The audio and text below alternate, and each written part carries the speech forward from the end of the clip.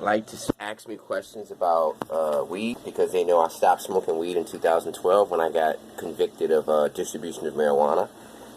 And I smoked a little bit of weed from 2012 to 2020 to right now, but not much. I pretty much made a philosophical. I made a personal decision to no longer deal with weed because I just kept getting into so much trouble behind it. First of all, they began to know that my criminal record begins in 2009 for weed. 2009, possession of marijuana. I'm riding, get caught with a little clip.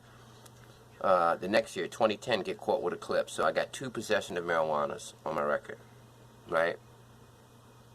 And then I get a third one in 2011. So from 2009 to 2012, I got in trouble for weed every year. 2012 is when I got the big boy, distribution of marijuana. So 2009, possession of marijuana. 2010, possession of marijuana. 2011, possession of marijuana. 2012, possession of marijuana and distribution of marijuana. It went like that. So I got a possession and distribution in 2012. And I just got to a point because in my state, Virginia, the laws against marijuana were so hard. And I was just going to ruin my life if I continued to smoke because I was going to continue to drive and smoke. And you know, here in Virginia, they tend to pull you over if you're in a nice car, if you're young. And back then, I was in a Cadillac. So I made the personal decision, hey, I got a felony for weed. I'd be a fool if I continued to mess around with it. So I just made a decision I'm going to distance myself from it while I get my life together. And when I quit smoking weed in 2012, I was selling ounces for $3.50, $3.75, half an ounce, $1.75, or a quarter. I was selling that for $1.20, $100 if I knew you. And then when I get back in the weed game a couple months ago, now I'm smoking weed.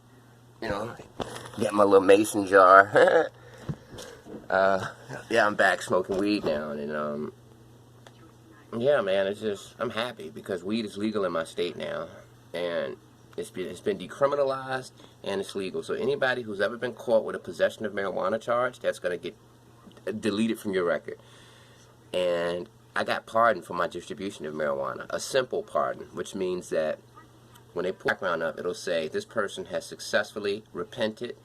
The governor forgives him, and the state of Virginia forgives him. So please do not use this conviction against him because this person has been officially rehabilitated by the state. You know, so that helps a lot.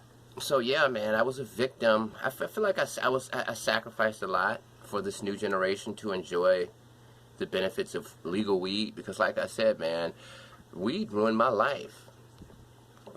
Being a guy who loved to smoke weed, I never got into any serious trouble.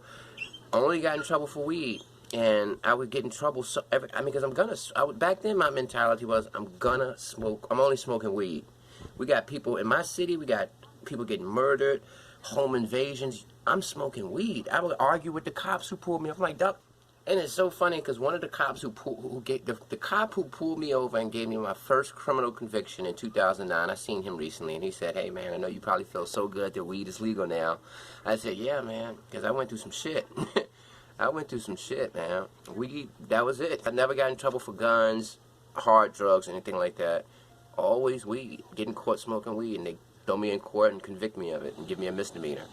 So, yeah, man, that's why I stopped smoking weed, and it's different now because it's cheaper, I noticed, and all the weed is like the same. No matter what the different names are, it's all strong. I don't know, man. And we're about to get some dispensaries here in a minute, so yeah. But I think I'm going to continue to buy it off the street because I hear dispensaries are a little expensive. So, like I said, man, I've been gone for 10 years off the scene. I'm back, though. So if you see me, light one up.